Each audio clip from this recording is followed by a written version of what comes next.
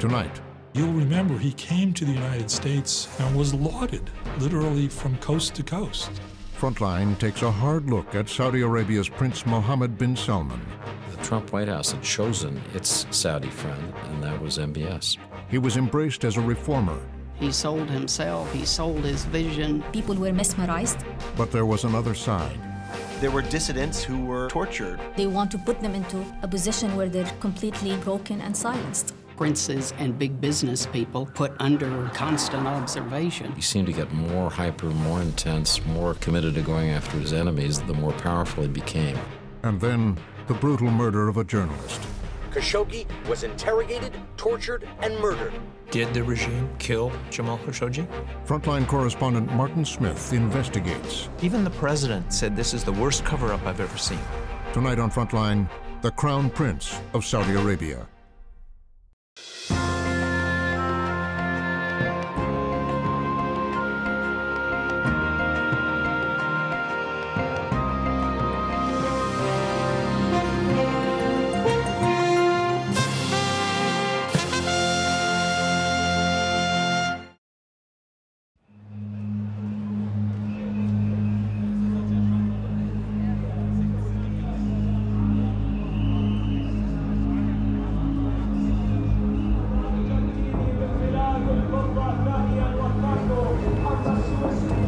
It is December 2018. It's been less than 3 months since the murder and dismemberment of journalist Jamal Khashoggi. But just outside of Riyadh, Saudi leaders and some of their friends are gathered for a celebration.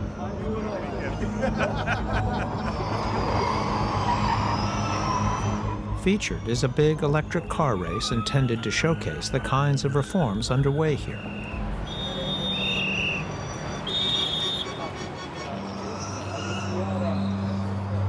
I have managed to get into the royal box.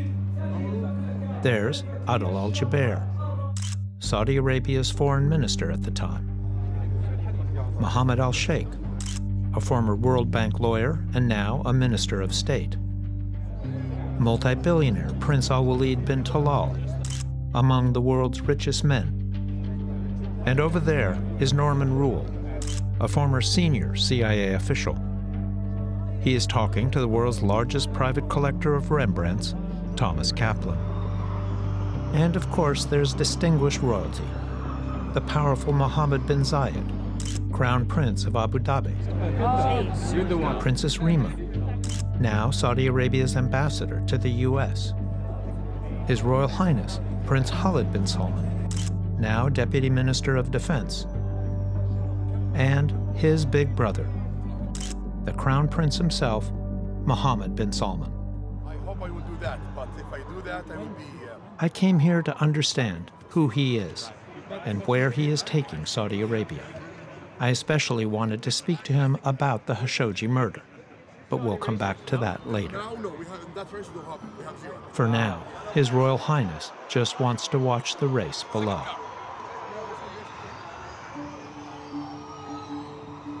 He wants to put the murder behind him.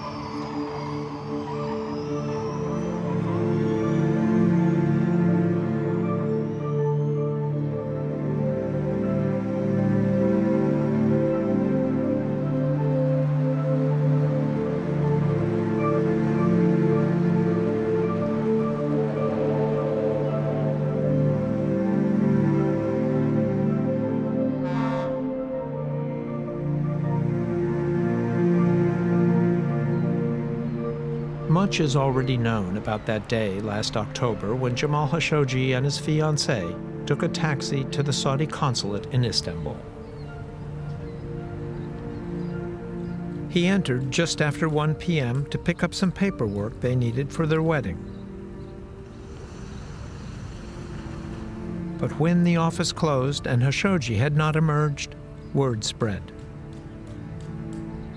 Here I was, looking at my Twitter feed, and somebody I follow who is close to Jamal saying that Jamal Khashoggi went into the Saudi consulate in Istanbul and he has not gone out. And I remember retweeting that message saying, WTH, what the heck? A prominent Saudi journalist disappeared in Istanbul. Jamal Khashoggi, a Saudi Arabian citizen and U.S. resident. At the time, Khashoggi was a regular contributor to the Washington Post and had written many pieces critical of the Crown Prince. He was last seen entering the Saudi consulate in Istanbul, Turkey. Jamal Khashoggi hasn't been seen since. I was baffled by the idea that he could walk into a consulate and disappear. I couldn't understand who would do that, because even if you wanted to kill a dissident or someone that you felt was a dissident, why would you do it in your own consulate? You lose plausible deniability. The mystery deepens tonight over the fate of Jamal Khashoggi. The Saudi government claims that Jamal Khashoggi entered the consulate and left shortly afterwards. Even among Saudis themselves, people were shocked by it. He's not a political opposition. He didn't ever call for ousting the regime. So it's something that was very much unprecedented. A Turkish newspaper claimed officials had an audio recording of Khashoggi being tortured. And a dozen Saudi agents murdered Khashoggi in the consulate. Khashoggi's body was carved up into little pieces. It's one thing to know that he'd been kidnapped. It was another thing to know not only had he been killed, but he'd been tortured. For anybody that you've known for a long time to end that way, it just didn't seem right. Saudi Arabia is scrambling to carry out damage control. The Crown Prince himself is the principal suspect. This is a man who we've been trying to understand and cope with. Is he a modernizer or a tyrant? Prince Mohammed bin Salman is now facing greater scrutiny than ever before. So who is the man in charge of Saudi Arabia?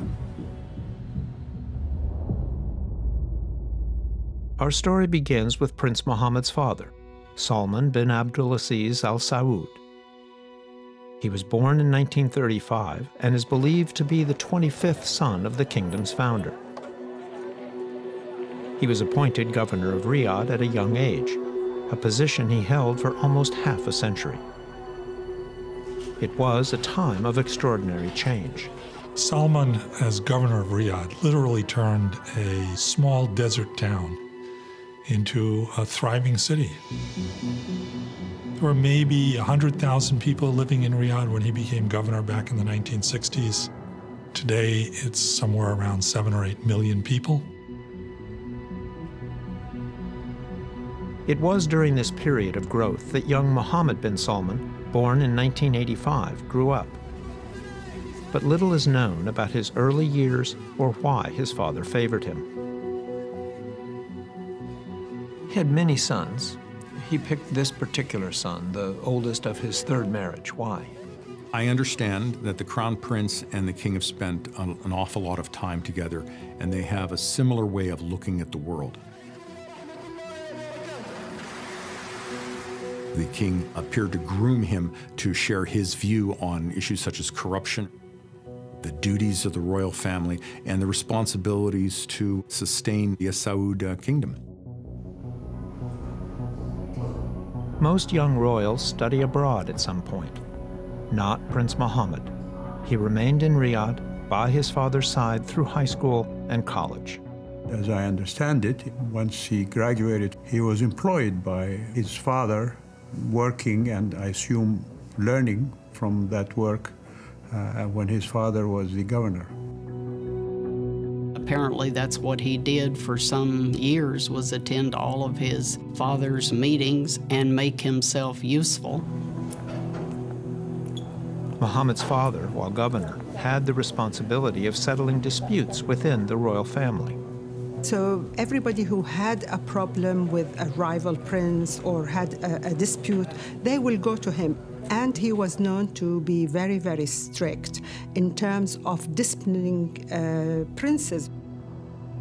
He was known, for instance, to discipline people that he didn't like, including physically slapping people.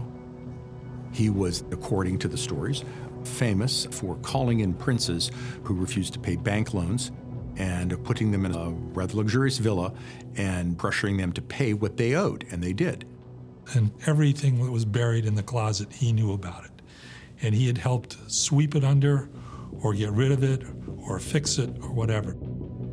Those files, of course, he has now transferred entirely over to his son, who has all of that information going back literally a half a century. This gives them enormous influence within the House of Saud, because they know every peccadillo, every fault that every member of the family has had. In 2015, upon the death of his predecessor, Salman, at age 79, became king. He acted quickly to move his son, Prince Mohammed, into the line of succession. First, Prince Mukran, his predecessor's choice for crown prince, was quickly removed. No explanation was ever offered.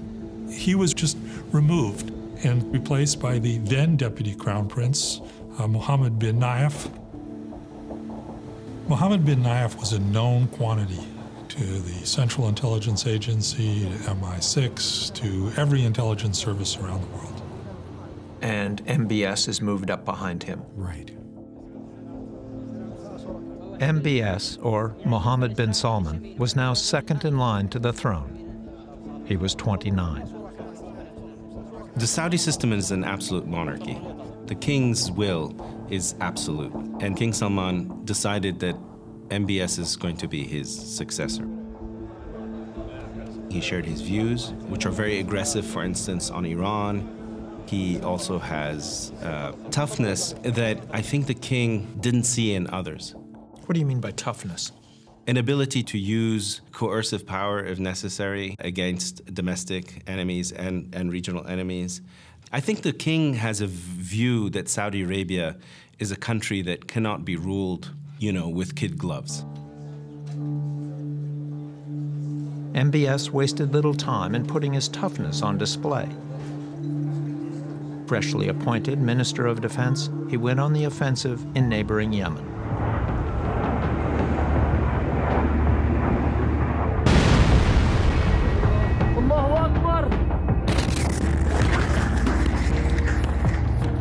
A new offensive to drive out Iranian-backed rebels who seized control of the capital and key military sites.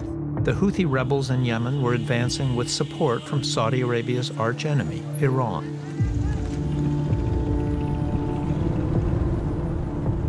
For MBS, this was an urgent national security threat. Officials say the Saudi campaign was quickly planned, catching top U.S. military commanders off guard. He went ahead, giving the Obama administration little notice. Suddenly MBS comes and he says, I'll define our national security interests almost independently. It's not this risk-averse Saudi Arabia that we had gotten used to.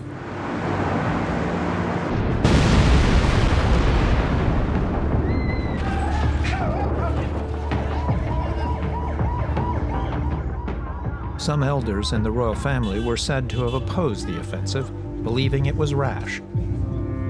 Crown Prince bin Nayef among them. But young Prince Mohammed prevailed. It became known as MBS's War. And there was a groundswell of young Saudis that it was like, go, Mohammed, go. This is the first time that Saudi Arabia had ever fought in a war like this outside of their own borders. And it was hugely popular because the way that he framed it was, quick, in and out, we'll fix it, done.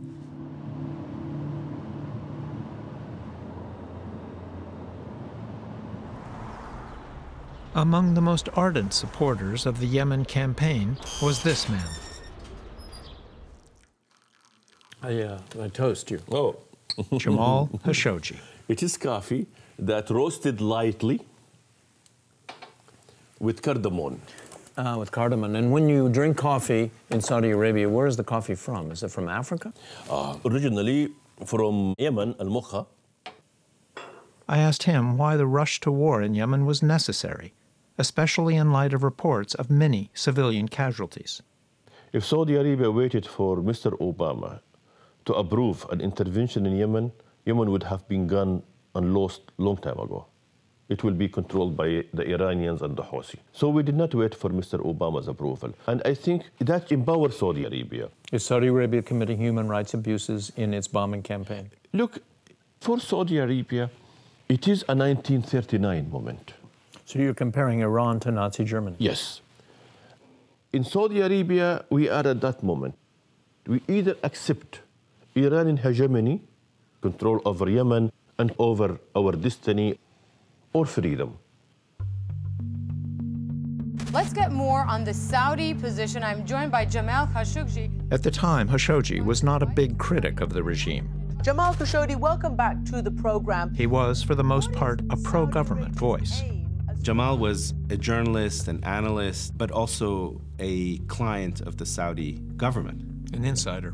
Absolutely an insider. Is Saudi Arabia breaking diplomatically? He's someone you went to understand the politics of the country. The irony of things that we are almost on total agreements. All what we need to understand the relationship with Islamism. Blowing up himself. That is totally absurd in Islam. He had always worked for one prince or another, was extremely close to Prince Turki Faisal, for instance. He was spokesman for the embassy in London and then in Washington, when I was ambassador in both. Right. Was he ever somebody, did he complain about the kingdom? Jamal always had ideas, and he was very, very open with those ideas. نحن سمو الأمير في المملكة. نعم. ليه المملكة السعودية ما تعلن صراحة دعمها للإصلاحيين الإيرانيين؟ يا أخ جمال, he was boisterous. He had a good sense of humor. ولكنها تشكل معضلة. Sometimes laughing at himself, sometimes laughing with others, and he was a very professional journalist.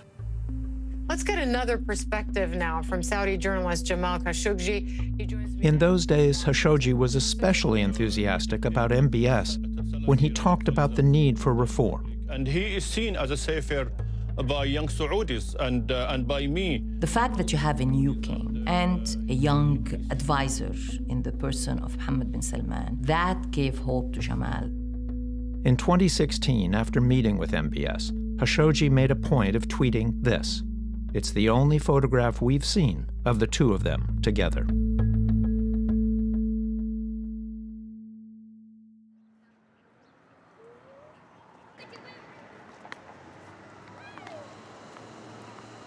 I've been coming to Saudi Arabia for many years. Over that time, I witnessed very little change.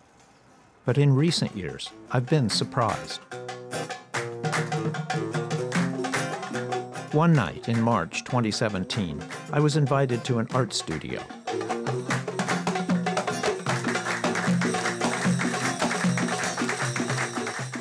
Young men were gathered for an evening of music. This was unusual in a place like Riyadh, where performances like this had long been banned by Saudi clerics. In the past, hosting an evening like this could lead to arrests. MBS put an end to that.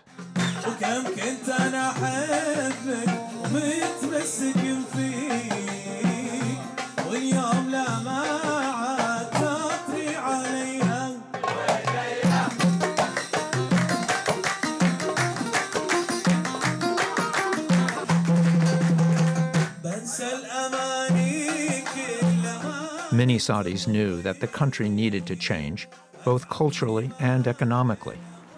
For years, Saudi Arabia has derived most all of its income from oil sales. But oil prices have been falling, the private sector is weak, and youth unemployment is high. In Saudi Arabia, there was very little change. The economy was highly inefficient. Women played no role. There was a tremendous amount of corruption. It was exactly the sort of place you would expect if you had a government run by elderly men ruling by consensus. Every single developmental plan, and these started in the late 60s, early 70s, had two main sentences in it: diversing the economy away from oil and less dependence on oil revenues for the government. It's always been the case. You've always pushed for that, and you've never gotten there. We've always pushed for that. We've always talked about that, but we were never able to achieve that. This time we were doing something. The king gave MBS full reign. It was ambitious beyond anything Saudi Arabia had attempted before. لدينا في اليوم فرص تكاد أن تكون خيالية. فهذا جزء من التحدي أنه نحن تحت الضغط بأن ننجز شيء جديد في وقت قصير. MBS's plan was to import Western technology, Western entertainment, and to open up the notoriously closed kingdom to become a world-class tourist destination. The Crown Prince, he has an imagination that I have never experienced anybody with. I'm about 17 years older than he is, but I really look up to him as a leader. وأهم عنصر لدينا هو الشعب السعودي ورغبة وإرادة الشعب السعودي. Many who met the young prince were initially impressed. He was confident, charismatic, decisive, with a vision, not a plan, but a broad sort of, there's the lighthouse I have to get to. You thought he was a good thing? I thought he was a good thing. You did say, I'm dealing with a different kind of Saudi than anything I've ever seen. Mohammed bin Salman planned to finance his Vision 2030 by taking Saudi Arabia's oil giant Saudi Aramco public in an IPO. The biggest investment banks in the world have been salivating over the prospects. تقييم شركة أرامكو نعمل على هذا الشيء مع عديد من البنوك والمراكز المتخصصة. نتوقع أن يكون تقييم أرامكو أكثر من $2 تريليون. هناك أصول. To expand the economy, he also needed to introduce some major social reforms. He stops the religious police from having the right to arrest anyone in public for alleged infringement against public morality. Women, for instance, were often targeted for not being appropriately dressed. Religious police can no longer do anything. Now you go to the malls and you're relaxed. Total segregation that was in place in this society is cracking down. We were hidden, basically, for a very long time. You know, just work in very traditional jobs and within the family protection. So now we're coming out in every aspect. And you credit Prince Mohammed? For all this. And actually, King Salman. Reforming the religious cultural space, integrating women.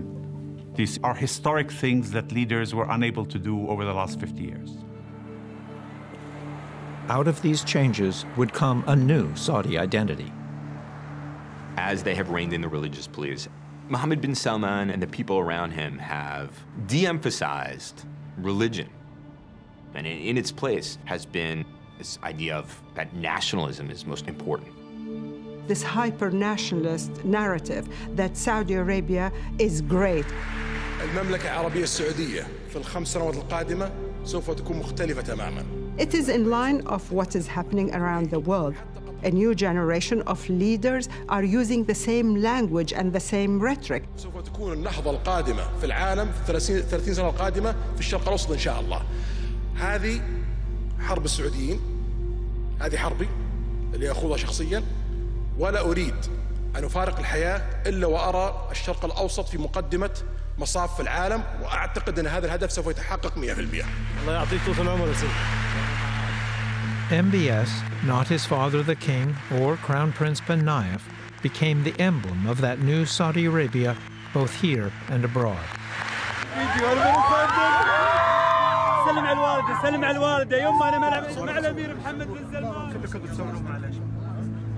But all the changes did not mean that Saudi Arabia would become more politically open or tolerant.